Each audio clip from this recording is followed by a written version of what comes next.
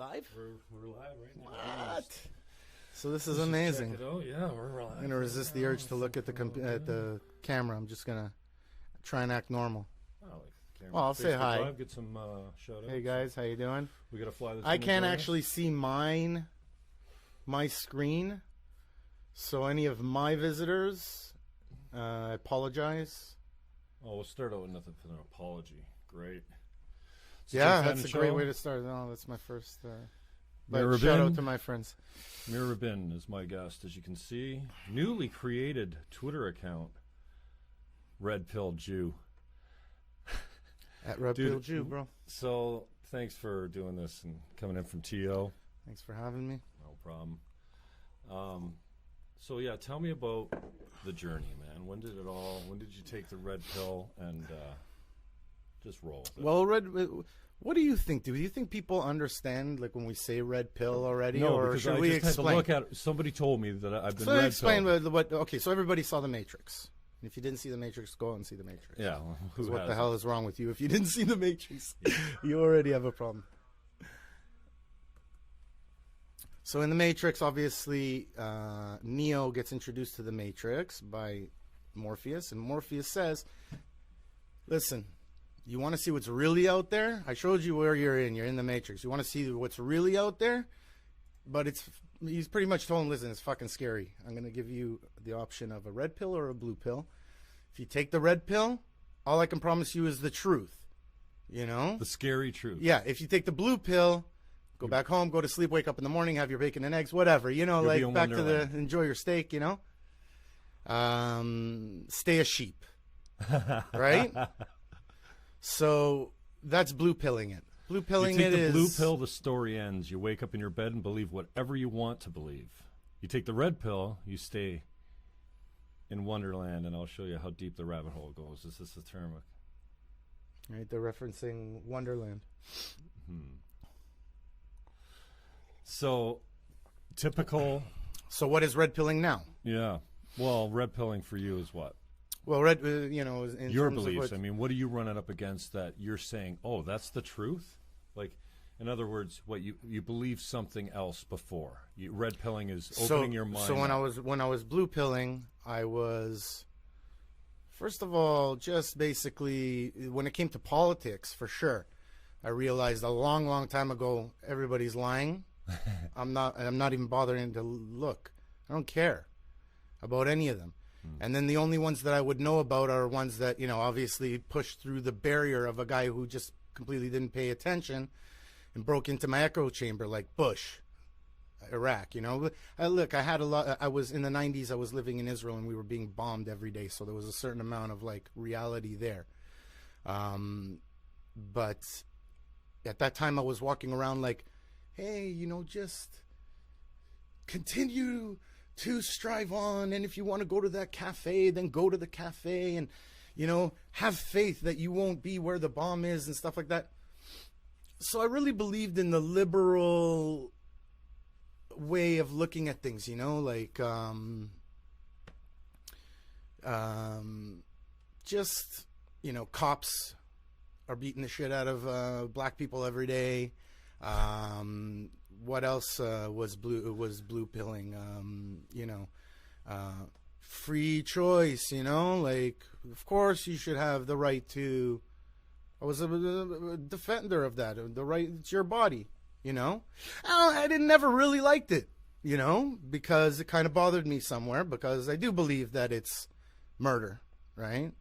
I mean, it's a harsh way of putting it, but what else are you gonna do? You know, it's like planning to kill the baby, right? So I believe that. That's why, you know, people ask me, are you, you know, even still now, are you right or left on, like, are you pro-abortion or pro-life? And both, you know, pro your choice, but I don't like it. Well, you have to respect all life if you don't start from that standpoint. And there's no one out there that says, but the blue you know what pill, I'm going to do today to make myself feel better? I'm going to get an unwanted pregnancy, and then I'm going to abort I mean, it's not cool, man, for anyone involved. It sucks bad. Yeah, it sucks for the woman. I mean, I had girlfriends that, nobody's celebrating, not mine, but abortion, that they had abortions before. And I'm lucky. I never, you know, got a girl pregnant, so I don't know what that's like. I'm sure it's very scary, and when that's an option, you know what I mean? So I'm very sympathetic. But as a blue pillar, it was, you know, like, yeah, you know, like, you have free choice. And I never asked deeper questions because I just thought I knew. When I took the red pill, how it happened was this. So I've been focusing for like the past 15 years just on, almost coming up on 18 years, because like in 2000, when Y2K didn't hit, I said to myself, okay, Meir, enough with the conspiracy theories, you know, enough with the, you know, focusing on what's happening in the world and this and that, and just, you know, study Kabbalah, because I was into Kabbalah at the time. And ever since that, I've been studying Kabbalah, and I never, as deep as I was into it, it was like a bubble, because I didn't know what was going on around the world at all. Okay, but I developed a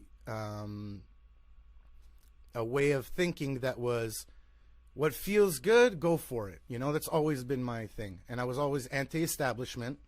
And the rich is bad guy and the poor is the good guy.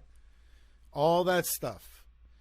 Now, what happened was, about 12 months ago now, or like about a month and a half before the elections, and I hadn't been following except for, you know, like the elections were so hardcore that everybody had to start looking at it.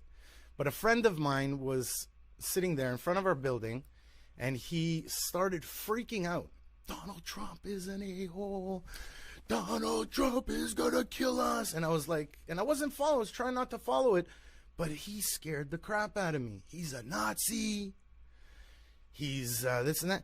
Now, at the same time, I kind of like having like a lack of faith in my Kabbalah studies and stuff like that. Just something you go through when you're doing a spiritual journey. I'm not taking it lightly, but, you know, it's just happened to be at that time where I was not doing my Shabbat, you know, like not practicing as much as I was for a while, trying to anyways. And he comes up and he's telling me now that, you know, here's this Nazi's going to take over the world. And I was like freaking out. I got scared. Was I paying so much attention on Kabbalah that I didn't even notice that this guy was rising to power? Like, what's going on? Like, you know, is this how it happened with Hitler? So what did I do? I did the only thing I could do. I went on YouTube. And I looked to find, and I wanted to see him, you know, say something that was racist. I wanted, or xenophobe, or everything that they were saying, Nazi. You know, like, what's he gonna do?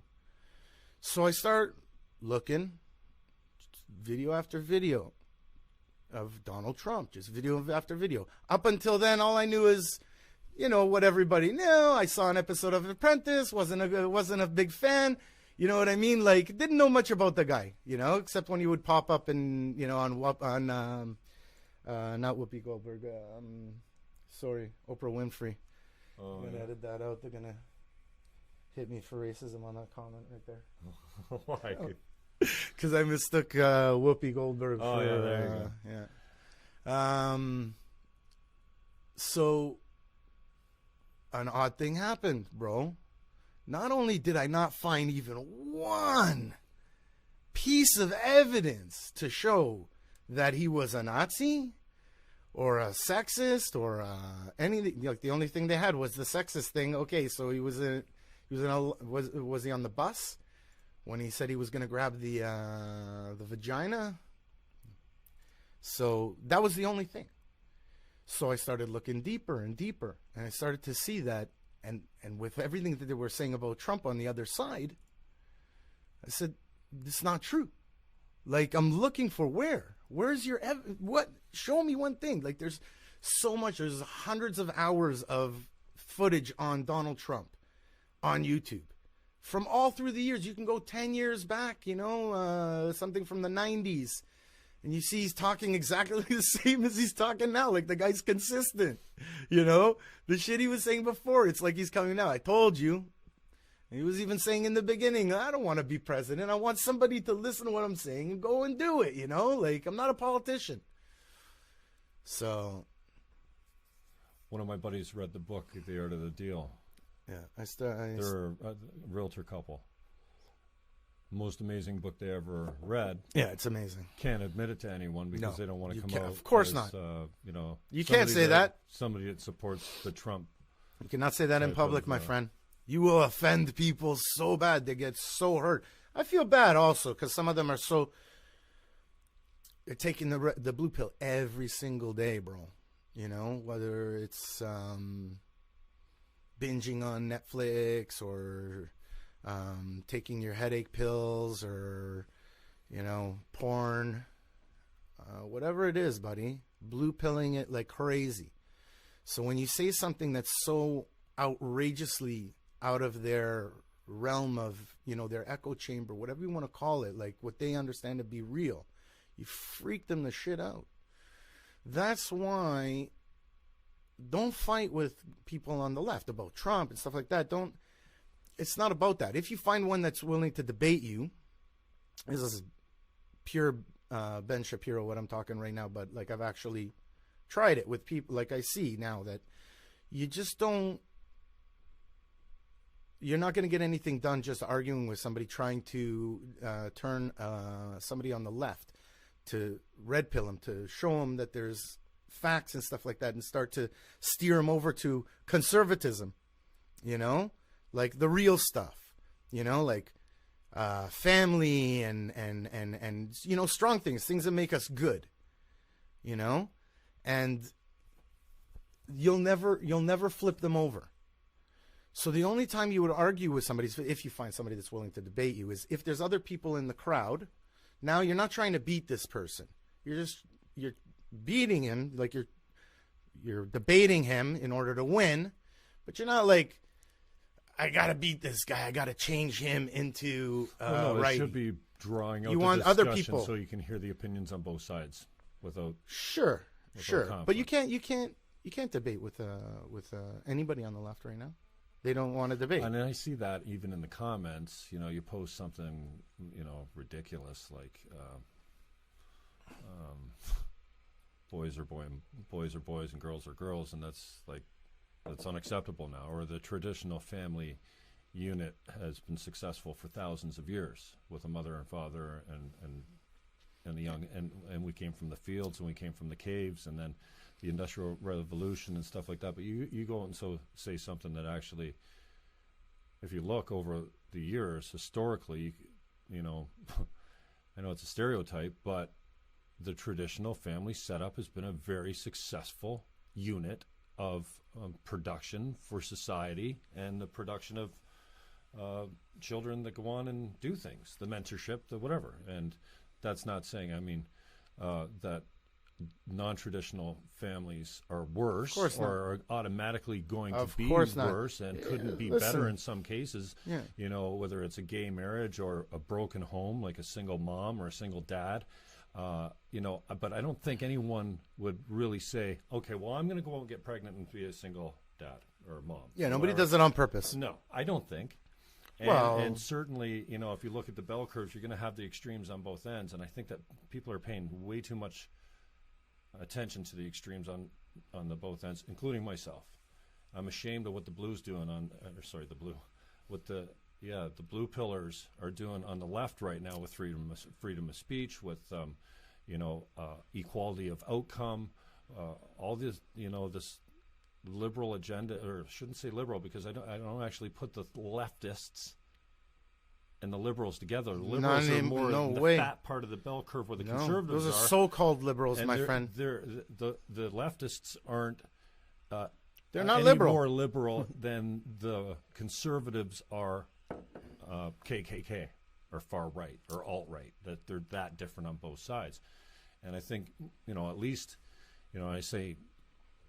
First of all, I've been really obsessed with local politics here, so it's hard to look south of the border, get interested, or pay Donald Trump any hate from my heart because it would drain too much energy from me, and I can't look past my own municipal borders right now because I'm upset about what's going on there, and I want to try and figure out what the conversation is that leads to a solution. Act locally and because globally. that's where you make the difference the most. And it's, a small town mentality here in the Niagara region. I think it's population 400,000, 130,000 in St. Catharines. Always been active as a Green Party candidate to put that little bit of socialist, equality and the social justice warrior mentality. Not so much, but they bend a lot left fiscally, the conservative. But I saw that as my duty, just to get out and run and just speak truth to things like proportional representation. You shouldn't be able to have a majority government with 37% of the popular vote. It's not cool. You want a majority government, you got to get 50% plus one. So let's give the parties their proportional vote. If the Green Party goes and gets 7%, then this is how they do it everywhere in the world except the States and Canada. And if you want false majority governments where they ram policy down your throat, as opposed to when you have a minority government, you got to make a deal with the socialists on the other side. And hey, Harper was the most socialist government prime minister ever. Really? He had to buy off the NDP repeatedly, and it cost the country dearly for what he gave up to stay in power. So that's the idea, that rather than get policy rammed down your throat, you have to go to the other guy and go, hey. And they point to Italy about unstable governments and too many elections and all that kind of stuff. Yeah, some parts of the world that are naturally different, obviously. But it's better than, I think, what we've got, which is first past the post, which means anybody that gets the majority of votes in that riding wins, which means if you're running 5 candidates, technically, if they're all strong candidates, 5 of them splits 20% plus 1 could be the winner. 20% of the vote, it doesn't break out that way because you don't usually have 5. It's designed for 2 parties. It's a 2-party system. It's broken to shit. So the more strong candidates you got, the more split the vote is, the more that the elected party ends up elected with a minority of support, and that's not cool. So that's why, going out and speaking against first past the post election style, which us and the states still use, we're the last 2 so-called democracies to change it. You proportionally represent the people exactly. You get the vote, you get the percentage at the poll. So coming from a left-wing kind of socialist, I agree we should take care of people. I agree they should have free drugs and free dental and free. You agree with that? Yeah, I say, because you know why? If you don't pay for it as a society, they come back into the system because they're not taken care of. If you get somebody a guaranteed annual income, it ends up costing you more. Exactly, 10 times more. And if you give somebody a guaranteed annual income, the conservatives will say they're going to sit home and smoke crack and drink beer. No, they're not. They're going to use it for food and housing, just like every human being on this earth has to, and it's hardly enough. Mm-hmm. So the majority of the system is abusing it, but the right-wingers will stand up and say, I'm not paying for that guy. Well, you know what? You're paying for him one way or another. And how he's costing you now could cost you a lot less if you just gave him $20,000 a year so that he didn't have to be a thief. I'm not saying, you know what I'm saying? Speaking in general terms. Bro, so that's where I came from. So I don't know. We differ. For me, the red pill has been, and I had to look it up just recently, and you're the one that accused me of it, I think, out on Facebook. The red pill for me is a false narrative. Yes. I never really had an opinion on Kaepernick kneeling because there's injustice everywhere, especially in the States. There's racism. There's things that happen, and it's inexcusable, and nobody wants to see that kind of stuff. Oh, but we've come a long way. I mean, it was a lot worse, when we were kids down south. It was crazy when they're coming out of slavery and stuff like that. Unbelievable. We've come a long way in a short period of time, and we got a long fucking way to go. Yeah. So, and Black Lives Matter comes along, and I'm trying to, okay, so Kaepernick's kneeling because of injustice to blacks, and I didn't know if, until recently, I've decided for myself that means specifically police brutality. Black people are getting killed at a higher rate by cops, specifically, and I think that's part of their narrative. And again, I'm as ignorant as anyone on this, and this is my journey. But my red pill is the stats and the FBI and the national, all the national government stats say something much different. That black people are killing blacks, and a disproportionate number of the criminals are black, and so that false narrative of, you know what, the police are killing black people is wrong from the standpoint that, no, they're not in disproportionately big numbers. When they do, it's horrible, especially when the guy's running away and you shoot them in the back. Like, there's isolated incidents, but it's the vast majority, and we're getting better. So in the false narrative, again, you know, with Bill C-16, right? So I want to understand why. And another criminal code changes where we included, remember when they put the Islamophobia thing in there? We've got laws already. I don't know what you have. It seemed like a very political move. I didn't really understand it or dig so deep into it, just like I did in Black Lives Matter. But when I said it, okay, if the narrative for Black Lives Matter is, you know, there's unjust treatment of black people in the States, I get it. But if specifically one of those narratives is false, like cops are killing blacks in disproportionate numbers, then that's bullshit. And I'm not falling for that lie. It's like the wage gap or the earnings gap. Okay, so many economists in the last, I don't know, decade have debunked this stupid narrative that Obama came out with. His, you know, one of his big speeches was 77 cents on the dollar. And if you take the average wages of men and women, but if you also break down the stats, there's all kinds of good reasons for it. And when you adjust and weight those results, it comes out to nothing. But this is the false narrative. Here's another one. Locally, I support women. I don't want women to be discriminated against, just like I don't want a Jew or a Christian or a minority of any sort, of any sex, of any gender, of any identity. I hate that with everything I have.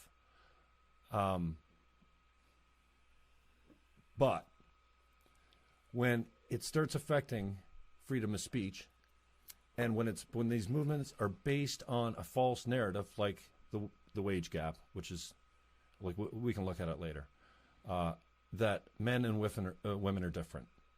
Okay, we're not equal. So saying that we should be equal is like saying water's not wet. It's just we're better at different things, and I think it's okay if we acknowledge that. And I think that we need the important conversations have to start there. One, the most common thing we've got is a beating heart, and we're more the same than we are different. All humans. Two, different races, different sexes, different cultures. We are different. We practice different. We think different, and we came from.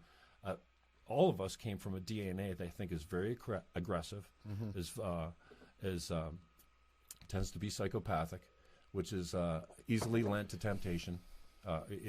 Temptation is tough for man, especially, again, to be sexist. So for me, the red pill, I guess, has been how many movements right now, for lack of a better term, I guess, or what do you call a movement, like a cause? How many causes are built and propagated on a false narrative right now? And if we're ever going to get to a better place, there has to be a conversation where we can acknowledge certain facts, like starting out by saying, okay, men and women are different, and that's okay. They also have different interests. They also have a natural proclivity to go into certain industries because of their sex, their gender, and men also do. And going back to the pay gap or whatever, I pulled up some screenshots on my phone. Actually, it's broadcasting right now, so I can't see it. But just unbelievable about the studies by race, by gender, the careers that they occupy. It's really interesting to see. The science is so typical of the stereotype of the Mexican doing the gardening. Why? Because they hold like 55% of the landscape, like that. If you look at it's a statistic. Yeah. It's just a fact. At some point, and you're talking about arguing with the left right now, it seems like the left doesn't want to look at the facts. And their religion is science, but they don't want to use scientific facts.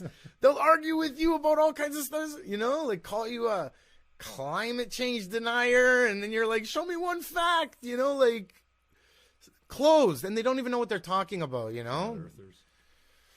Flat Earthers, yeah. Anyways, you hold that thought right there, because I'm going to make sure that I'm on airplane mode with this thing, and I'll give us a good check. That was mine that did that. No? Yeah. We're still rolling. I just want to make sure here again. I'm still on air. Let me just adjust that for us. Good. Low connection.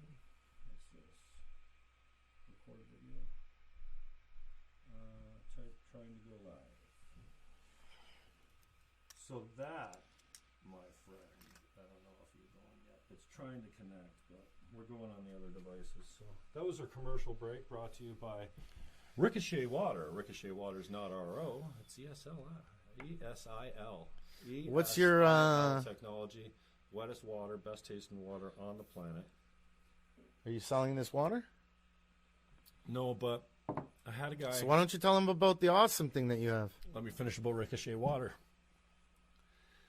15 years ago, I did a show on CHSC, 12:20 a.m. in St. Catharines, Ontario, and these guys were new in the business at the time. They brought not reverse osmosis that takes everything out, like the kelps and the sodiums and all that kind of stuff. It leaves that, whatever is in there, the good stuff, takes the bacteria out. Really? And it actually, to me, it tastes wetter. Meir won't let me kill this fly that's coming around here. He's like, I want to kill, like there's a fly to kill because it. I'm Green Party. His Green Party is exactly. It's a mascot, bro. It's unbelievable. What are you going to do? You're going to kill it? Liberal bleeding heart. And you're the guy that does, exactly. No, I want to murder it. That's exactly what we're talking. That's the left, bro. Freaking purpose in my basement. That's the left right there. You're annoying me. I'm going to kill you. Love, life, peace. Free speech. You question? Only when I agree with it. Yes, exactly. So the red pill for me, so I've been spending a lot of times, of course, and you can always make a stat say just about anything you want, right? I believe that. You can make a study. Sure. You can fund a study. And we know that happens all the time because we want a certain outcome. We want a certain narrative. Listen, but this young girl that was what's her name? Herm whatever from Harry Potter, standing up at the UN, again, and perpetuating this false narrative. What are you talking about? God bless him. Are you talking about the girl that... I got off track before. I said, God bless him. I started with Brock. They had something locally here called... Who's Brock? Brock University. Okay. Recently, they had an event called Breaking Barriers for Women. Breaking Barriers for Women. And I don't know if you saw, but I had the Practical Feminist on the other day, Laura. Yeah, was she part of it? I don't know, but I asked, and not that the two are connected in any way other than I asked Laura, name the way we oppress women right now in Western culture. Not directly like that, but I was asking her to name barriers to women. Right. Anything in Western society right now that's a barrier for women. Okay. First, she said we have different interests, and I said, well, that's choice, so that's not a barrier. Okay, so basically, what I took to, and I haven't thought much about this because I don't even listen to my podcasts or watch them after it takes me so long to engineer and upload and get the tags right and whatever. I'm just starting. It's tough, right? Well, I want to ask if anybody, any of your fans, if they can help you out with different choices that, was the first thing, right? And this is why I have her on because I'm struggling and I'm trying to learn. And then she said, daycare. It's expensive, and once you have a kid, whether you're married or not, it's a barrier to me getting a good job because lots of time my husband or my partner would have a better job than me. So what's better for, to have no money and go to work or stay home, take care of the kid? I don't know what it is, but that's a barrier. I said, okay, that's legitimate because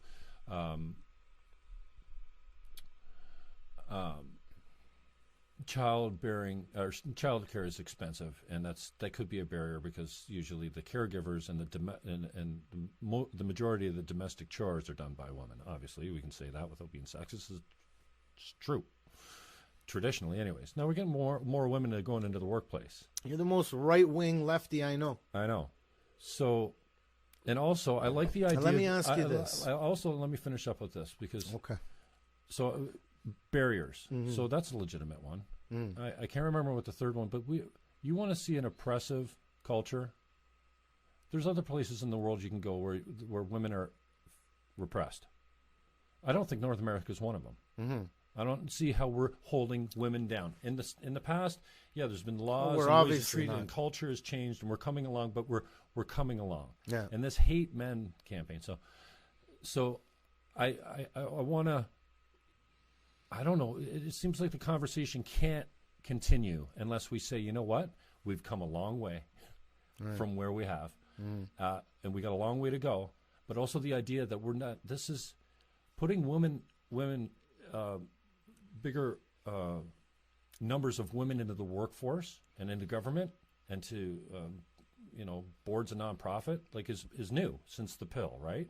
That's when that's when women were liberated by the choice of when they were going to have birth, right? Probably the birth rate dropped as a result of it because there's it did. I mean, as a result for of the that, first time, that has to be the greatest man-made invention ever on the earth. It freed the women in a way. I think in a big way. Is that sexist? I guess. No, it's not sexist, casual? is it? And I should stop apologizing. I know. I'm looking for answers. I'm ignorant. I don't know if it's look. We're talking facts. But you know what I mean? This experiment hasn't played out, though, Rabin. It hasn't played out yet. We don't know. We know what happened when we took the man out of the field where he stood beside his son for 14 hours a day and put him in a fucking welding shop or a shipyard or a railway or whatever the fuck they did in the Industrial Revolution. And then he came home pissed off and was more apt to smack his kid probably than mentor him because he's got a boss, he's got a wage, he's a job he fucking hates, whatever. We saw what happened. Boys are looking for new mentors. Their elders are gone, and they were mentored and eldered by gangs. Not cool. It's hurt the family unit a whole lot. And we can talk about blacks versus white in the States and blah, blah, blah, like that. Now, we've taken women out. What's the impact going to be? Because we are only just attaining a higher majority of women in all these fields that they weren't before. Are freedoms directly related to happiness?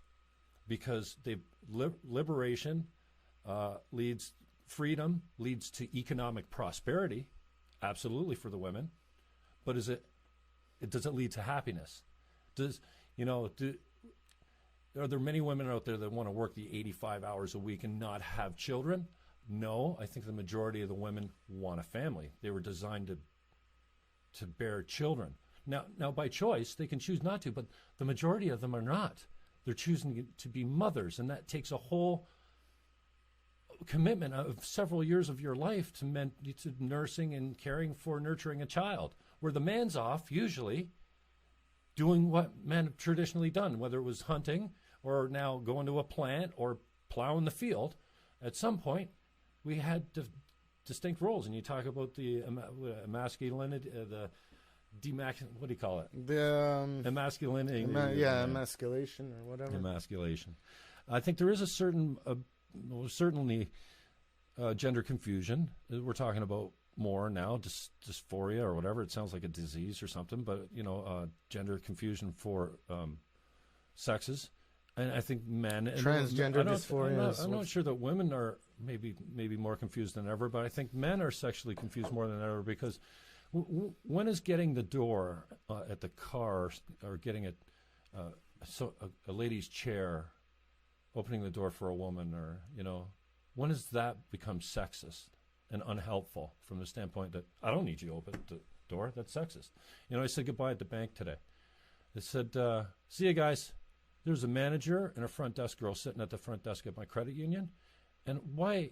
Now I'm thinking, ooh, microaggression. See you guys.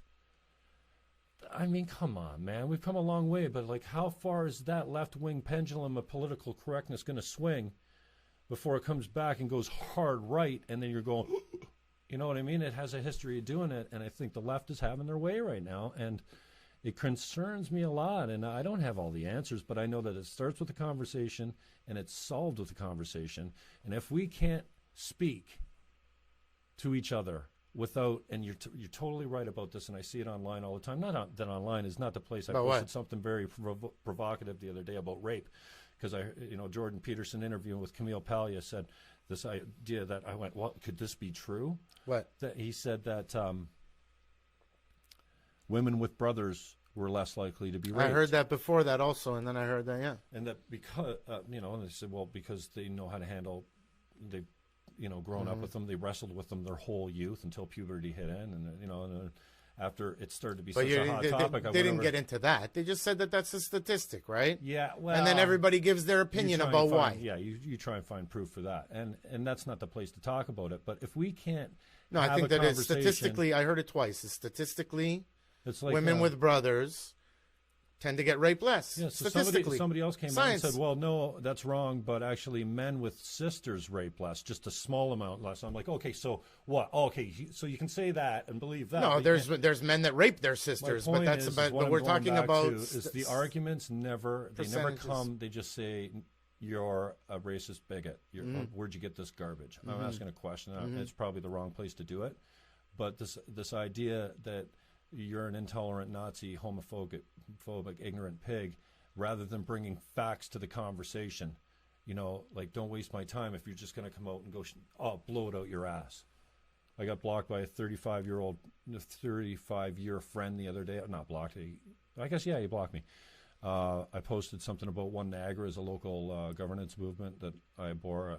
I can't stand, and it's a waste of time. What is? It's dead. It's like one super Niagara instead of 12 communities. We have 12 communities. And I'm like a mega city? Yeah.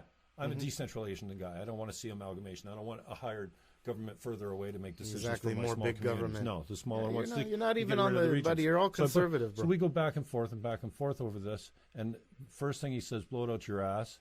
Your head's up your ass. No. Shove it up your ass, your head's up your ass, and then blow it out your ass blocked.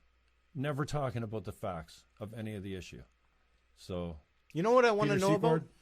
Thanks for honorable, informed, healthy discussion. This is what we need, but what are they? Where do they got to start? And one, I think we have to start with the right and the left in the states. The extremes, shut the fuck up. That's not us. Where the bell curve's fat in the middle, where the liberals and the conservatives cross together, trying to figure out what's going on. That's where the majority of us are. Yeah, but we're voiceless compared to these fucking exactly because they're screaming like this. They're screaming like this. Cover your face in a black mask and fucking march with your torch. Fuck animals. Off. You're not. You don't I got half my family saying now fascism is on the rise. It's like, holy fuck, man! They have no idea what's going on. As a result, these fucking fascist pigs from the left are calling the fascist pigs from the right Nazis, throwing the word Nazis around. It's nothing. Well, now it's almost a badge of honor if somebody's calling you a fucking Nazi because what? You're standing up for free speech. Exactly. And free, as soon as you stand up for free speech, you're a Nazi. Unbelievable. Bring the facts. God forbid to the you should say something good about a Christian white man nowadays. You'll be bowled over. What do you know about that? Well, listen, you guys are under attack more than anybody right now. It's like you're the number one hated thing in the world. It's fucking ridiculous. Excuse my language. It's scary to me because bottom line is you guys accomplished a lot. You built the Western world, you and the Jews together, right? Greg Vesna just chimed in. Well, he didn't chime in. Oh, yeah, he chimed in. You know what? None of the above party. Vez, you know what? I should probably... I could take your call and put you on speakerphone, Vez, if you wanted. That'd be fucking wicked. Kyle Pesh, thanks for coming in. Oh, I shouldn't probably announce who's looking at it because that's probably... I don't think you can see how many people are watching live, eh? Anyways, if you're just joining us, Meir Rabin is a buddy of mine from Toronto. We took a course together, a Landmark Forum. It's a cult, basically. A really fucking cool cult. It's a good cult. It's a good cult. Changed my life forever, man. And yeah, I think it's a very good thing. I thought about this. So looking at the Landmark Forum, I think it's called, it used to be Landmark Education. Now it's called Landmark Worldwide. The course is Landmark Forum. It's a weekend in Toronto, and it's an indoctrination into a completely different way of thinking. Different way of thinking. We're taking responsibility. Changed my life forever. Changing the way that you're being in different situations. Who you are determines. Never leaves my head almost. It's always running in the background, which I think is really good. But of course, I grew a So lot. I figured out we didn't take the forum together because I took the forum and the full curriculum. I don't think we volunteered together on a different forum or something like that. I think what was happening, help me with this. The only time I ever was what they call assisting. Yeah. You know, at church they call it serving. Right. Assisting. And volunteering. I was course leader support. So I was in charge of picking the guy up in the morning, running any errands that he had to do, shopping for his food, preparing his meals, and getting him back to the hotel. So the course leader. Course leader support. I've done that. So I did that's it twice. the only thing I volunteered as. Yeah. And I took on a big fucking responsibility the first time. And I think the first time I fell on my face. And my integrity was so out, it was unbelievable. And I mean, I was responsible. I never made an excuse for it. I fucked up. Yeah. And I think they demoted me from course leader to production, like in what do they call it? Course leader support's kind of outside of the, like there's the course leader support, then there's the rest of production, right? Because I have one duty. I still report to the same people, but I have one duty. I'm not in the room. I'm free to do whatever I want. I can leave when I want, blah, blah, blah. So I think I fell hard on that commitment. And they brought me in and demoted me and said, you know what, there's something out here and we're going to get to the bottom of it. But until then, you're going to straighten chairs and get the room ready. And we've got somebody else coming in to take care of the leader. And I'm pretty sure that's when we met. We were assisting. I was course leader support and got demoted. And I think you're right. And I think it was a crushing way of reality to realize how much of an idiot I am and how I don't take things seriously. And you grow from that. How easily I am to be tempted, because I think I was at a buddy's. I slept on his couch and maybe drank, had 5 or 6 beers, and it was too much, and I fucked up. You know, I was late, and go back to a thing. Don't get into landmark. I just want to talk about So, Meir Rabin, he is he's posted here as my friend on Facebook. We met at a cult. And then, just so I can get into the cult. I can remember, because Landmark's very much about acknowledgement, and so in being fully expressed, right? Fully and completely expressed. Like no one leaves a meeting production-wise, and they conclude at the end of it without being acknowledged and heard. If you have something to say, so at some point the leader says, "Okay." After all the acknowledgments and gratitude statements went around, does anybody want to say anything? Does anybody want to be acknowledged for anything? My man over here, who's a sexy beast in his own way, is strutting around, and maybe he was flying a little high from production or the weekend or something like that. You can get high from those. Beating his chest, he's got his peacock feathers out, his chest out, and he's like, "Yeah, I'd like to be acknowledged for being the sexiest bastard in this fucking room right now," or something like that, and. Obviously joking, right? It was just, I loved you for that so much, bringing levity and the self-deprecation. And sometimes it's funny. You come out with the most egotistical shit, and people are like, how dare you even say that? It was the silliest thing ever to say. And it's been a trick of mine for a while. Yeah. So when you commented, this is how we got connected. So that's a long story. Facebook Lives, all about my long stories. So back to Landmark. What'd you want to hit on? That's where we met, because I was thinking. Didn't really want to talk about Landmark. Actually, okay. I thought you said. I think it's enough about Landmark. Yeah, I spent a year and a half there, and I got some good things, but that's about it. I did the forum twice. Yeah, good. I'd like to do the advanced course again. That was powerful, man. Great. Great, what was I going to say? Well, I don't want to talk about Landmark. It's great. Where's your Make America Great hat? Don't you have one? You know what? I want one, but I don't know. I didn't. You don't have one? I don't know. Nah. It's already so 2016. Yeah. There you go. I want something new. If I was to spend money on some paraphernalia, I would get some InfoWars shirts. I get what's it called? Paul Watson shirt that says. Conservatism is the new punk rock or something like that, man. I love it. That's what I would spend paraphernalia money on, because it's so true. I love those guys. Owen Schroer, Man on the Streets, Boot to the Ground, Alex with all his connections. And Alex Jones on with Rogan was the first time. Hilarious. When you But you got to watch him. When you're blue pilling it, though. And you're just hating on Trump because he's a racist. You want to take red pill hardcore? I've been taking it. Watch an hour of Alex Jones. Okay, I'm open to everything. I listened to Sam Harris yesterday. I must be. Buddy, that's full on red pill. That's like a big red pill like that. Sam Harris, the religion. Sam Harris, very red pill. He hates religions, all of them. No, he's an atheist. He doesn't believe in God. He doesn't hate all religions. He rips on them. No, he tells the truth about them. Okay, there you go. And he says that... I listen to him. I don't know why. He talks facts only. He's only going to talk facts. When Alex Jones was on with He knows more about it than anybody else. Nobody knows like him. Maybe Godsad. Religions. Atheists. That's who you want to go to learn about religions. Okay?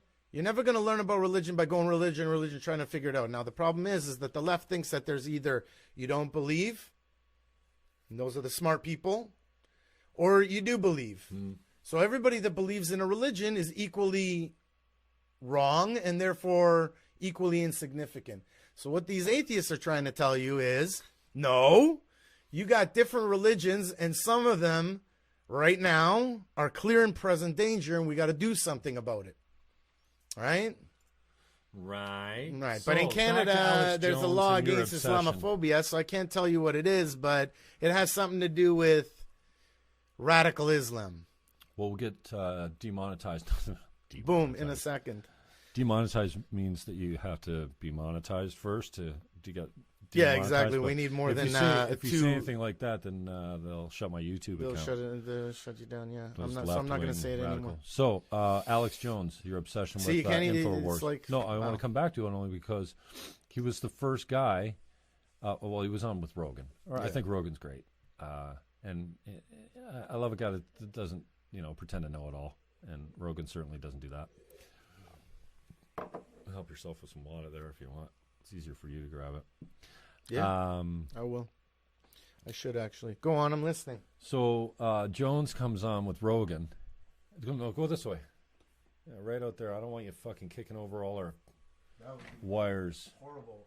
Live destruction. One day I'm going to have a producer come in here and we're going to have some better equipment rather than, broadcasting with a few phones. Right. We'll upload this later to YouTube. And to tell me when my memory's full so I don't miss half the show like I did with Bob Gale. Right. What a idiot.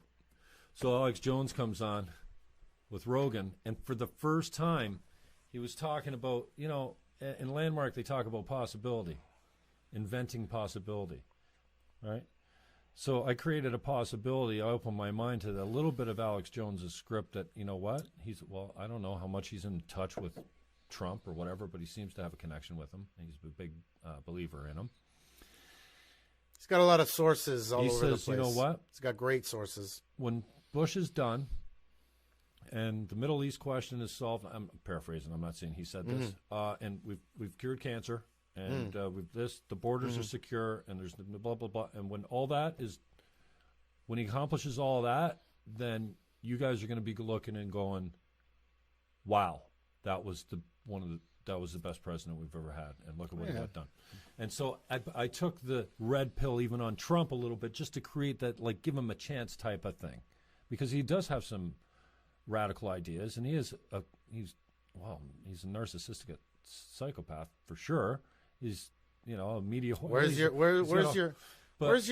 your proof that, because you just said he's a narcissistic psychopath? Well, he displays that's for sure. Well, so what are you saying? He displays those tendencies. There's no responsibility. Which tendencies? Not taking responsibility for anything. Just where did he not take responsibility? Okay. Anyway, what are you talking about? Give me some facts. Well, you just said something so crazy. Well, he's for sure a narcissist. Well, yeah. He's for sure a psychopath. What is psycho? Why would you say that about somebody without even one bit of evidence? The narcissist. Let's start with that. The personality type of a narcissist is someone that always wants the attention. The spotlight's always got to be on them. And Trump always wants the attention? Well, yeah, he displays that type of. Look at his social media. I mean, come on. He's good at it. It's all about him. They Why wouldn't it be about him? He's the president of the United States. Go on. They seldom feel remorse or responsibility for anything they've done. They're never wrong. Who's they? Narcissists. They don't apologize much. They're not super sensitive to other people's feelings other than their own. And we can go on and on. So he's displayed. Still, you can go on and on, but you still haven't put even 1 ounce of proof of what you just said right now, because you made a very distinct diagnosis for that. I guess I'm not a medical doctor, but I'm not the first guy to say that. Look, this is where we make the mistake. Look at where we are, where we make the mistake. Okay, is we say something like, for sure he's a narcissistic psychopath. He displays those tendencies. No, he doesn't display any shit. You haven't given one piece of it. You haven't said to me, here's a video of him being a narcissist. Yeah, go ahead. Look at any of them. He doesn't sound like a narcissist. He just sounds like he's into himself because he is he. Everybody should be for themselves. Everybody should be out there to get win. Offended I called Trump a narcissist? Okay, so my point I'm not offended. I just want to prove your own point that you were making. If anyone about is going to go against the establishment, Obama certainly didn't. Nobody goes after the establishment. Who goes after the establishment? No, goes against only Trump. Nobody goes against this establishment. Only Trump. That's it. What I mean. So there's never been anything like that before, ever.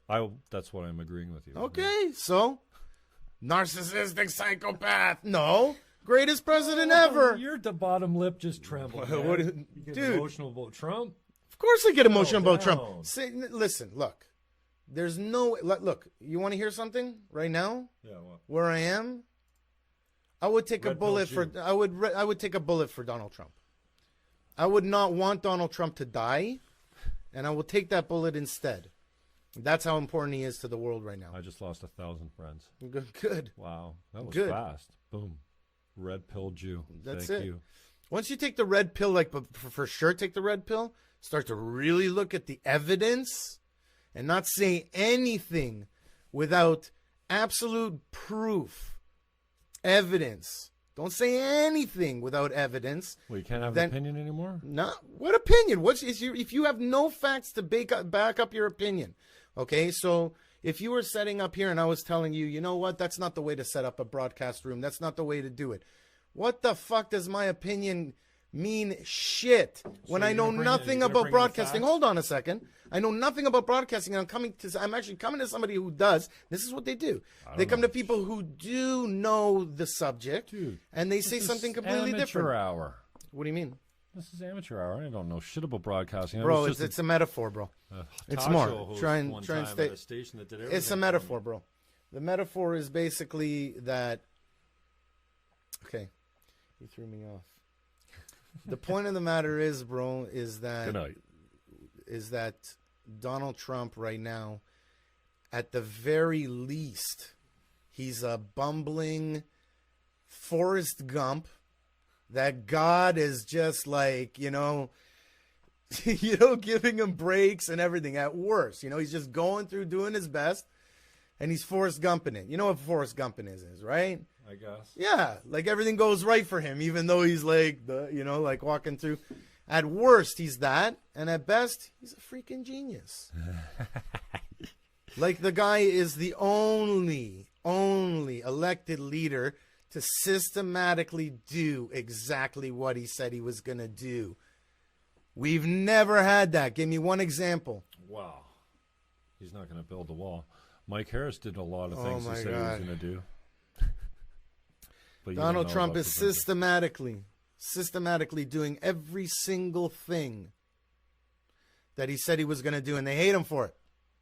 There was a post the other day I put up, and this is an example of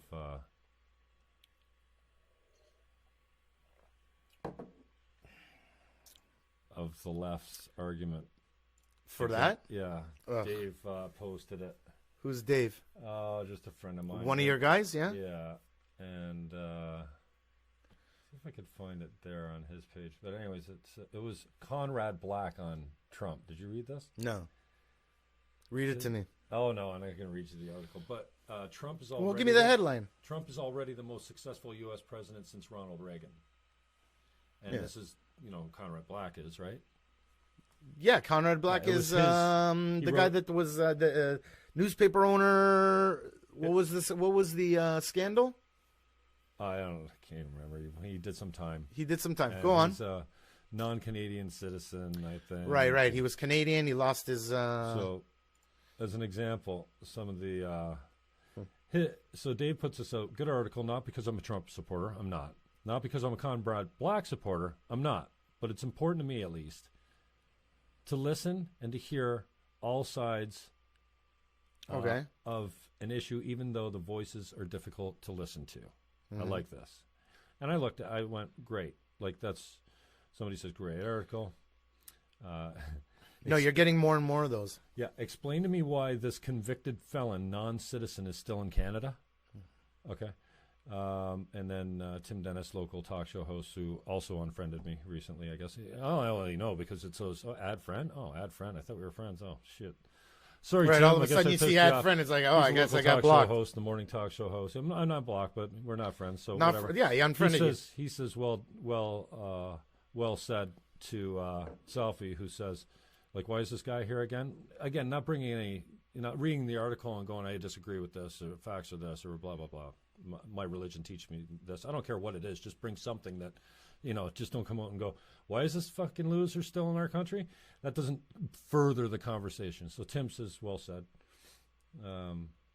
Well said specifically to what? To the last one that says, why is this guy in the country? Again, just supporting a factless kind of identity politics or just personal politics. Okay. So I put, thanks for this post, Dave. Your comments are well put. Unlike the personal, factless, so-called arguments from the closed-minded, right? Because, this is a conservative writing about conservatives. Is this happening live, what you're telling me right now? No, but this was a discussion that went down, and it was a former real estate president of the board, Gary Zalepa Jr., agreed we need more facts and less baseless opinion. Like, if the conversation is to flow, then you have to listen to the other side. You just can't say, no, you're a xenophobic, narcissistic psychopath. So freedom of speech is something that's is being attacked right now. Yeah. More than ever so. That we've seen especially before. On our campuses. Oh my God, all over the Western world, the campuses are you got to be so careful. Professors are self-censoring. Reporters are self-censoring. That's not good signs. Politicians are self-censoring. The right is so afraid to be right now. Like the conservatives are so afraid to be conservative that they don't. I think they're lost. Look at their two leaders on. So who's our conservative leader now? Well, there's Brown provincially. He was elected. No. How are we going to get rid of Trudeau? Is what I'm asking you. The prospects. What's are his not name? Good, Scheer or something? Yeah, you think that's a fucking alternative to the big red machine? You better think again. I don't know, man. It looks like I don't even know who he is, man. Exactly. So has he made fun of anybody? Like, what's his Twitter account like? I haven't heard shit. How's he going to take down a fucking... We need strong opposition in politics. And my point is, the left seems to be bringing just baseless opinion and factless, just false narratives. And so that's all I see. I accuse people all the time.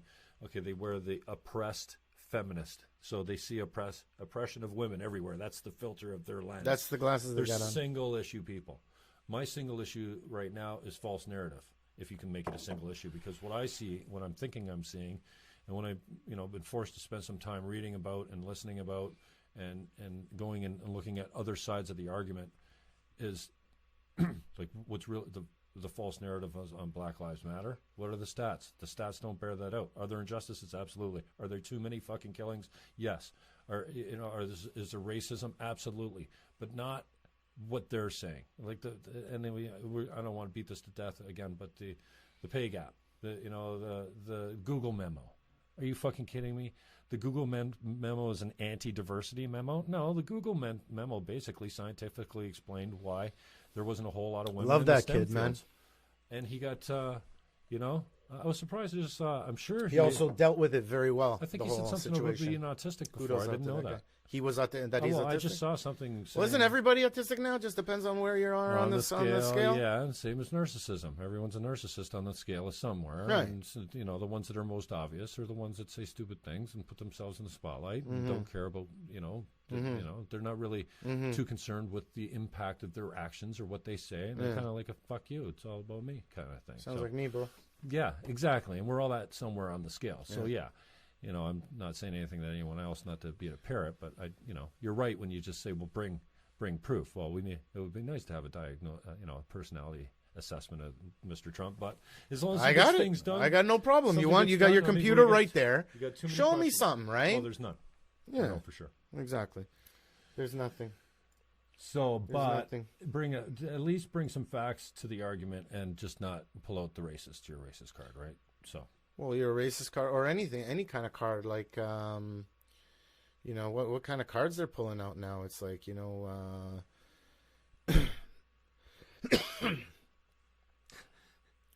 you know, there's this, what is xenophobe? It's when you're afraid of people. People? Yeah. Human beings. Right. Because he's been called that also, right? Yeah, a phobia of just other people, I think. Yeah. Right? Yeah. Xenophobe. Like Uhura is like what is it?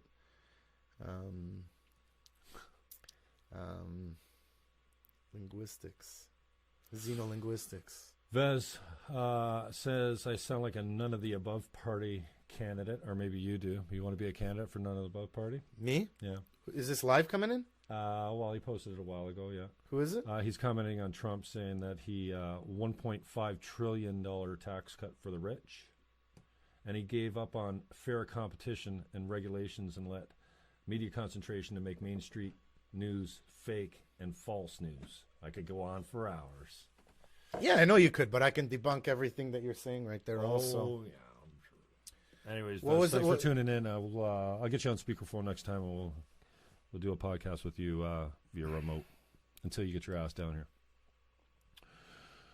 Blue pill me. I want to go back to being red pill you or no. I want to be blue pilled. I want to go back to. You want to go back to. You want to have the steak. Okay, yeah. We're going to take care of each other. We're just going to love each other, and the world's not going to overpopulate and melt down. Yeah. And the polar cap, that the doesn't ice exist, caps are buddy. not melting, and that doesn't exist. Even global if you are warming's nothing. It's just a cycle. We're all going to be fine. Even when you're blue pilling, that doesn't exist, bro. Because you know what, a blue piller will get sick. All right, holding all that shit Ignorance in. is bliss, though. Hmm? Ignorance is bliss. There's No, nothing it's to not. hold in. The holding in part for me is I feel like since I've been red pilling a little bit and coming up for some questioning some of my old truths and deciding that they're fucking lies. It's a big responsibility to bear for me. I feel like I need to fucking do podcasts in a padded room that nobody watches just to express myself and find the answers, because I don't have the answers, but I know that it starts with a conversation. We're not talking well right now. The left and right's not talking well. We're further divided than we ever have been, and I think I see it too. This is my glasses. The men and women are further apart than they ever have been. They're more not united. We got here together. We did our share of the work. We played our roles. Our roles are changing, and we're adjusting to it. Well, what the fuck? Can't we just be human without saying, no, we live in a rape culture. A rape culture? Are you fucking kidding me? Yeah. Okay, does it happen? Absolutely.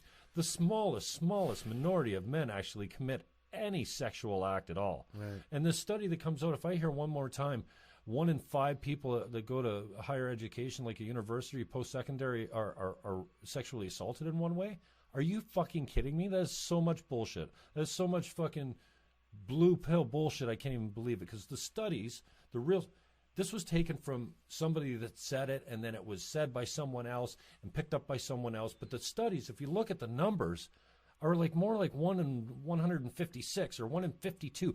Still way too many. But no, we treat rape fucking seriously. Are we perfect? No. Are there some women that are afraid to come out? Oh, yeah. Is there an oppression on the level of media? You don't come out, blah, blah, blah, just like coming out if you're gay. No, there's all kinds of oppression. There's injustice everywhere. If you look for it, you can find it everywhere. But we're getting better. We've come a long way. And it's also not institutional, right? Yeah, this whole idea that it's a construct of society is like blue pilling for me, I guess, because it's bullshit, man. Like, you can't tell me that your gender is decided by your cult, your society. You know, you're born up. You know, I don't want to get into the boy-girl thing, because I just think we should spend less time. They'll take your kid away. You know, if you refuse to. Is that true? Can you explain that to me? What? Well, if your child comes to you and says that he's the other gender, now if you take him, let's say, to talk to a clergyman or a psychologist or something like that, and ask, help them because you believe that it's dysphoria, work it out, something like that. If you don't, take them right away to start, to start getting hormone treatment and start the process of they consider that child abuse, and they will come and they will take your child away. Now, how much of that is real? How much of that actually, what does the law say? Like, about that, right? I know that it's got to be horribly traumatic to be confused about your sexual identity, like the parts that you were born with, to not identify with them and to go, you know what? I think I'd rather have none or different ones. I can't even begin to imagine that. That's got to be horribly difficult for the family and the person suffering. Of course. From it. So it also let's start with that. It also is the very, very small minority, and now it's becoming a bigger percentage, I think, because we're encouraging more open dialogue about sexual confusion, if you want to call it that. So the numbers obviously. But there is an open dialogue, is it? Is there? Oh yeah. I mean, it's almost like you said it, indoctrination when you start having the gender unicorn. I say when 99.7% of the population identifies with the parts they were born with, whether they're heterosexual or bisexual or gay, and this small minority have issues with it, then again, I can't imagine how difficult that is, and they should never be discriminated against, and they should be counseled or transitioned or whatever their choice is. But let's have a conversation about, like, is it reasonable to say when? When what? Well, I guess it's different for everyone, but if your 4-year-old says, I want to be a boy, is that a serious... They're 4. Now, if they're showing all kinds of signs and repeatedly over time, I can't, there's no answer for it. But I mean, I find it strange to say that you can't get a tattoo on your body without your parents' consent until you're 16. How about cigarette laws? When 19, you can decide if you want to be a woman. Why do we not say we don't sell kids cigarettes until they're 19 years old? Yeah, we don't let them make decisions for themselves until they're... You never let them make decisions for themselves. Would you? And the more serious the thing is, the longer you make it. So at 19, you'll be able to smoke. At 16, you'll be able to drive. But at 4, just because that's scary. Especially when statistics show that 80% of children with transgender dysphoria, which is a clinical term, grow out of it by the age of 18. 80% of them. Wow. So what Never heard that, but now, how much money is this new industry that's changing men into women and women into men? How much money are they making with all their pills and surgeries and it's a lifelong thing. It's a lifelong customer. Some colleges pay for it in the States. Huh? Some colleges pay for it in the States. Colleges, they want the army to pay for it. It's just when you're in college, they want, do you ever do something in college? If Canada, if Trudeau has his way, he'll allow everybody. He'll give free transgender. You ever made a bad surgery. Choice with a tattoo or something where you said, "Oh fuck, I wish I hadn't done that" when you were young? Yeah. There's tons of stuff like that. So, and again, I don't think we maybe should have a law that blah blah blah, but it seems to be almost encouraged. Be yourself, absolutely. But if I had to make the decision, I've never suffered from sexual confusion, but I know what I was like when I was in high school and when I was 18, 19 years old. I wasn't making decisions based on the impact of the rest of my life. I made some wild and crazy, stupid decisions as a boy, as a man. And anyways, I don't want to get sidetracked, but watch where you're going, right? The this liberals is all recorded. trot out Charlie, who's a 10-year-old boy that wants to transition to a girl. This is an actual boy? Yeah, they trotted him out for 146. Okay, what's 146? 16 was it? C16? 103? No, that's the C16. Islamophobia.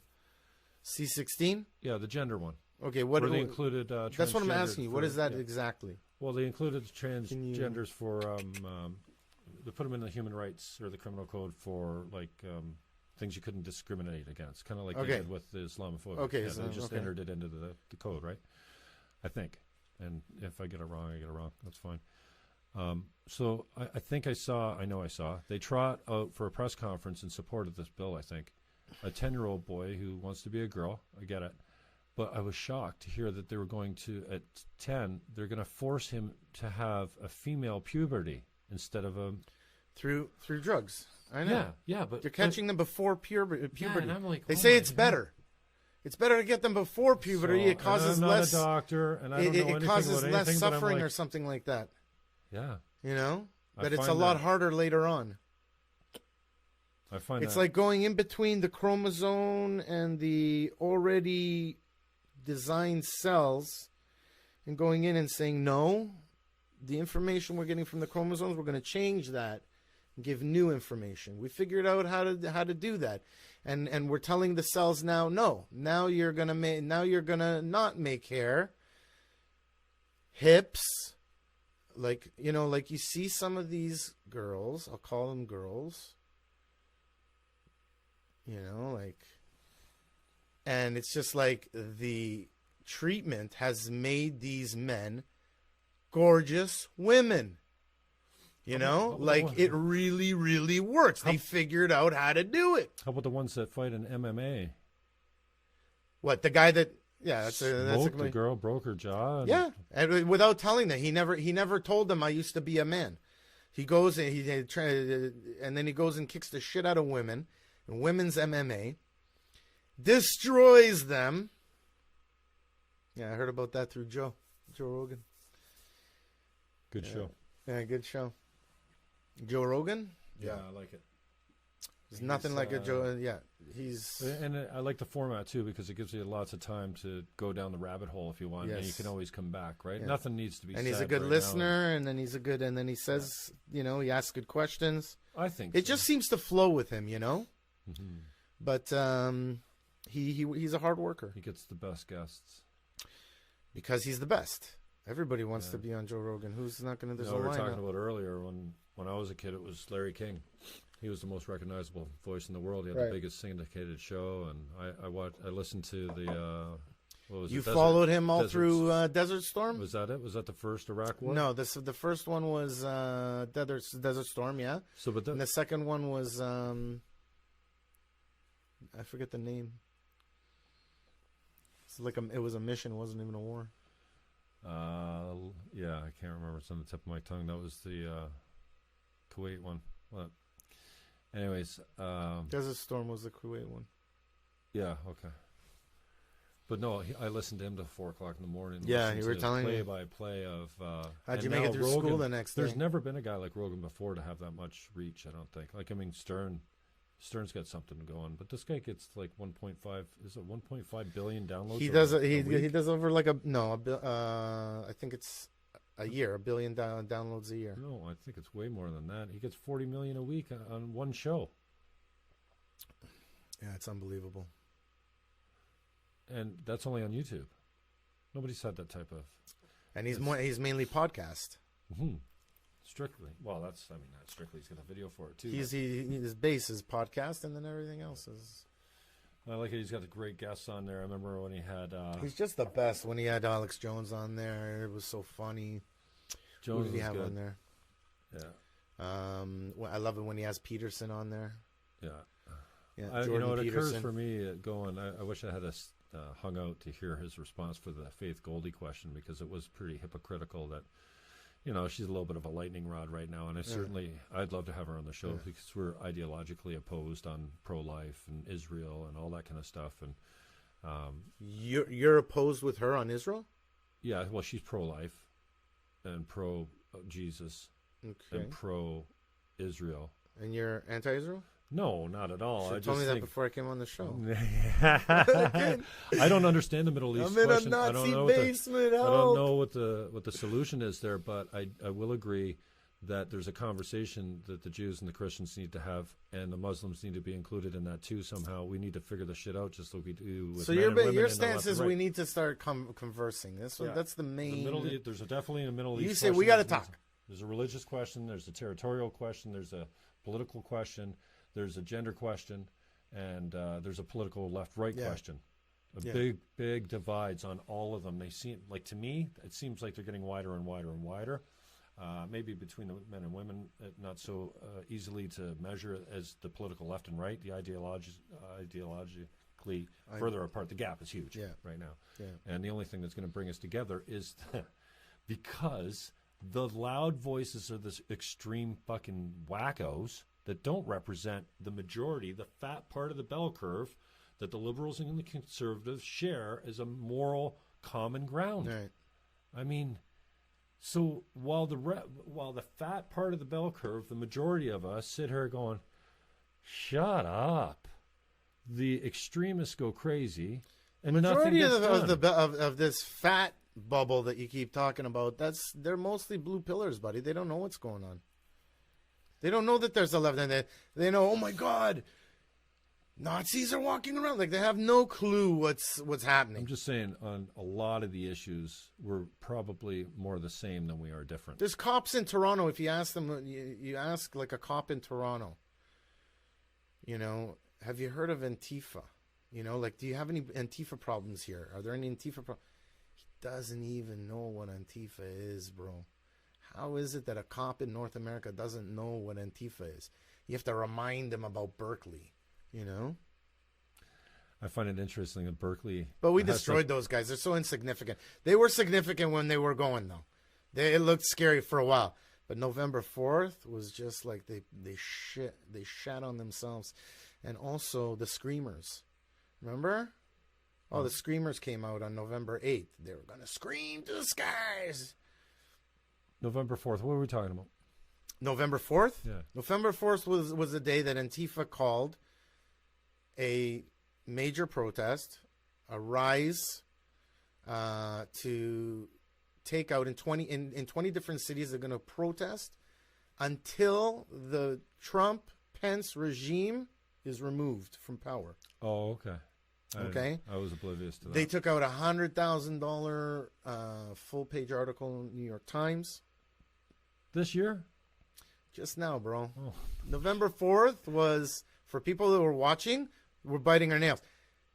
Bitcoin went up from $2,000 to $6,000 because of Antifa. Thanks, Antifa. You tripled my money. But nothing happened. Well, it's not nothing. Something did happen. What happened? You get there. Owen Schroyer on the ground, boots on the ground, my man. He comes in there, and you're waiting to see, like Antifa do the shit that they've been doing at Berkeley, burning shit, destroying. This is what they were, right? In 20 different cities, man. And also on that day, it was scheduled for the American government, the military, to do a mock EMP explosion. Right. It was supposed to happen on the same day. So conspiracy theorists are like, okay, FEMA was in New York on September 11th, and what does it mean? Listen, anybody that's even a little bit into conspiracy theory is going to get, a little edgy. But what happened when he got there? There was like 20 of these Antifa guys, right? He counted on bikes with batons, 18 in one shot with his camera. 18 cops were there. There were no cops in Berkeley. The cops were asked to back down. It was a political thing, and they forced the police, the chief of police, to get the cops to stand down. Now, who was speaking then? Huh? Who was speaking that time? In Yiannopoulos, Milo Yiannopoulos, another one of my favorites. And then they paid $600,000 for extra security when they bought Shapiro. Shapiro, yeah. $600,000. Now it's a big business now, right? But here's the thing is, November 4th, cops. Now let me ask you a question. For people that don't, what do you think the difference is? If November 4th would have happened, maybe it wouldn't have happened this November 4th, because the left have moved up their agenda. the Soros-backed organizations have moved up their agenda. So and why? Because Trump was voted in instead of Hillary. If Hillary would have been voted in, there wouldn't have been any cops there. There would have been fire in the streets, and then there would have been, boom, martial law, bro. Shut down the city. That's exactly what that was designed for. But the courage that people in America have now in politics and in the upper echelons of the different police organizations and stuff like that, they have Trump backing them. So they actually said, no, we're going to have, in one camera shot, bro, 18 cops. Anybody that was watching, hey, what's going on? Should I go to the big Antifa thing? Sees 18 cops and a bunch of, like, loser white guys, all white guys, you know? Like, it's just funny. Antifa, just these bunch of idiot communist white guys. They're like, when you saw them stripped down to nothing, it was so nothing, you know? And they're just screaming the same rhetoric, man. I don't even remember Trump die or whatever, you know, like it wasn't Trump die, but it was like there's stupid stuff. I don't even remember. It doesn't matter. But the point of the matter is because the cops were there, nobody came. This is the first shots of anything. Nobody's going to come. Oh, there's tons of cops. That's all I see on my screen is tons of cops. I'm not going there. Well, that's why you wear your hood, your black, your black mask, so nobody knows who you are. And you're not allowed. That's another thing that happened because Trump was. You think that would happen? No, go under the. Nobody knows about this Antifa organization. Nobody knows about them. What do you think? Oh my God! If don't you think the right would have come out a lot harder if Trump wasn't elected? Don't you think that the left is kind of? I don't know. I think there'd be. Bro, the left have infiltrated the right in politics.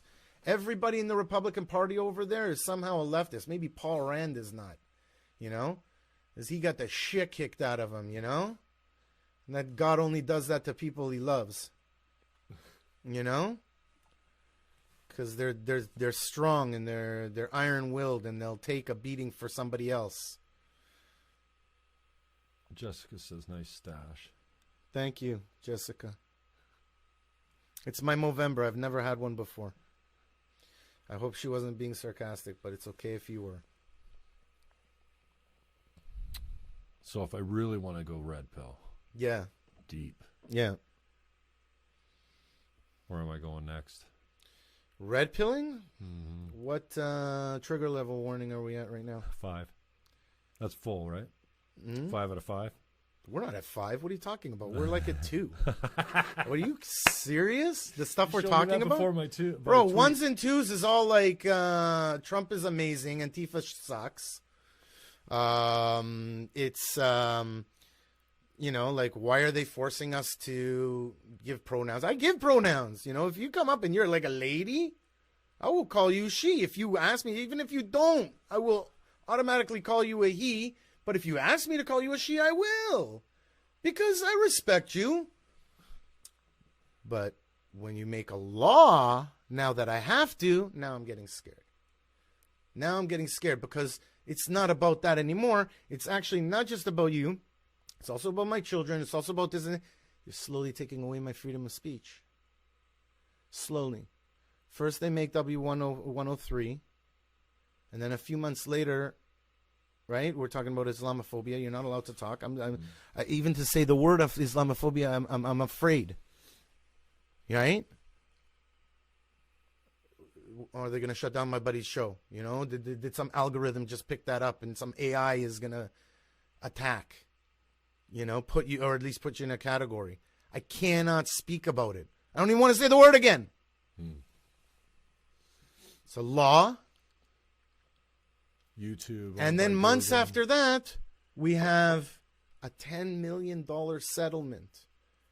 Like months after the law came in, you can't make any, you cannot talk about that. You cannot get into deep discussion about the situation with the $10 million to this guy. You can't even talk about it. You will lots of destroy the people around you. We talked about it incessantly on media everywhere. We've talked about, social media is not a great, but if you're still a terrestrial radio guy like I am, we've had the discussion all over the place. And I chose to buy. Yeah. Very, very light, very light stuff, bro. I'm not talking about not the stuff that I would say. Yeah, well, I chose that red pill. My truth on that one was to be, you know what, we pay him out because dragging it through the courts costs us 4 times as much. Buddy, that's such a fucking, excuse my language, buddy, but like you piss me off when you say that. Are you fucking kidding me? It was an economic decision. Are you fucking insane? We would have paid $40 million, so we decided to give 10 instead. If they had gone through the courts, they would have awarded them 40. What are you talking about? You know what? Look, because that's what the courts do. If you say to me, you know, if God forbid a member of my family got stabbed, and you said something like, "Look, the first guy had a knife, but the second guy had a gun." Okay, it's good that she got stabbed. Because then the guy with the gun didn't shoot her when he was coming by. Are you in fucking sane? That's a great analogy. Bro, that's fucking insanity. First, you take away my right to speak about it openly. Then, you give somebody $10 million. I want $10 million, bro. I'll do something with it. I don't want any of it. I'll try and make it myself, or I won't make it at all. I'm looking at it. But I can't even talk about it. And I won't. Not on your show. And you weren't there. So what if the guy was innocent? Who? Omar. I don't know. I can't talk about it. But we weren't there, so we don't know. But I can't talk about it. Why not? Bro, the problem is not this guy. Don't get on the issue. You want? I can change the issue.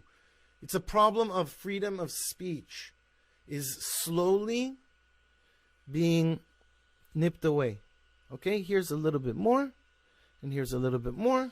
And the only way to let a radical be exposed is to let him say whatever he wants, wherever he wants. You must let everybody say what they want. Give them a platform. You have the right to answer back.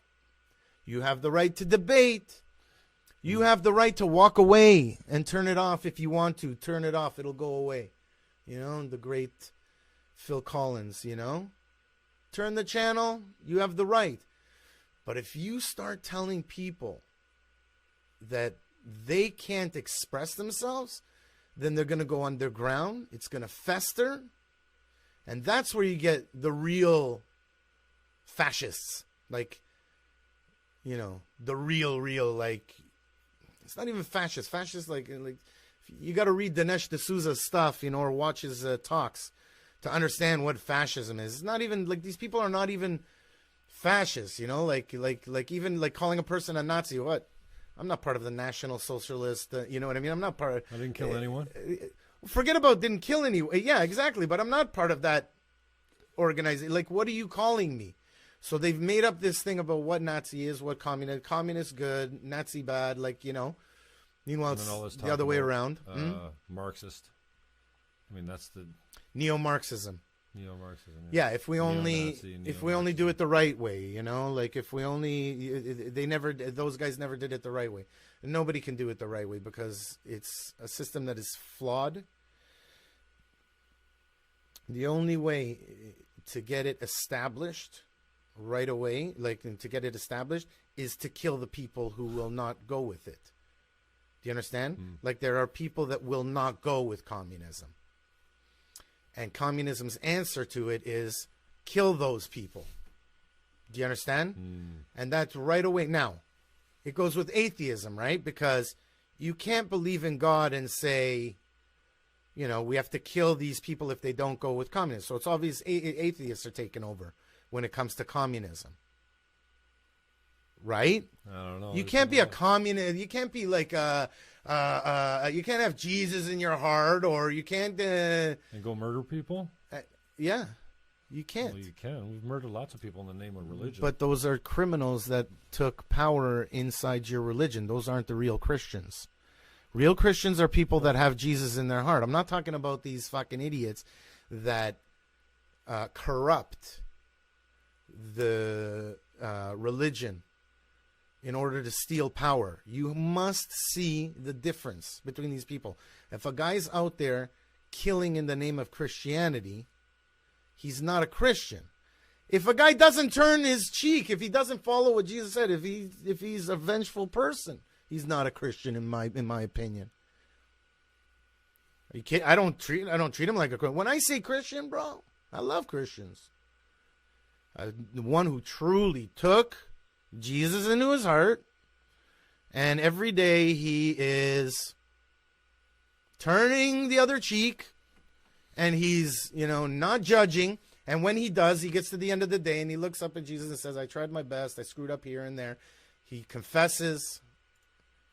That's a Christian for me. Okay? Not people that turn religion into politics. They used to do it with gods when we were pagans, right? Mm-hmm. Then the Christians started to take over because everybody loved Jesus for good reason. The guy was awesome. He died for our sins. Are you kidding me? The guy was amazing, Why wouldn't people follow it? I'm Jewish. I have a different view on it.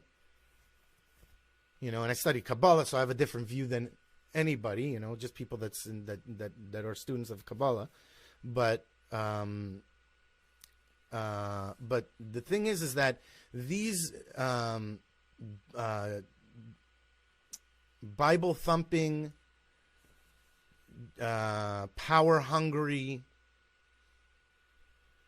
religious people, and you don't know who it is, because inside those organizations you got good Christians and you got bad Christians. Inside the synagogue you got good Jews, and oh lordy, you got some bad Jews. When a Jew is bad, he's worse than anybody. It's true. Jews have a lot of potential, and when they don't use their potential, or even worse, they take that potential that was given to them by God and they turn it towards selfish behavior. They succeed at it, and they corrupt inside the Jewish religious system. Right? There are real Jews, right? And any rabbi will tell you, no, your mother was a Jew. You're a Jew, right? Be proud. You're better than everybody else. That's the big promotion, right? Is that God loves you better? Chosen people. This is the people that talk like that have no understanding of true spirituality.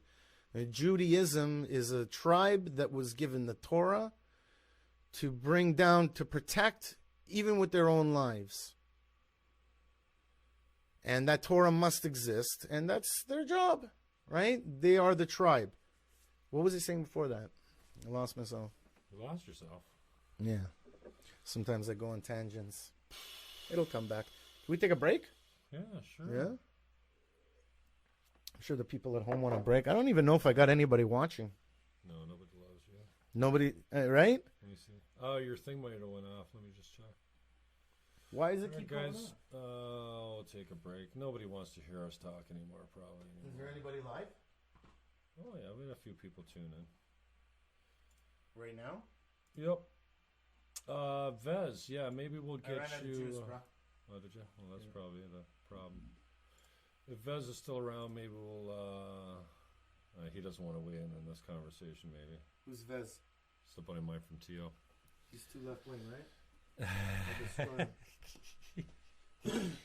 I'll destroy him like Ben Shapiro used to destroy lefties. We are taking Lefties a break. don't want to talk to me, bro. What time is it? I'll Ben Shapiro. Peace out.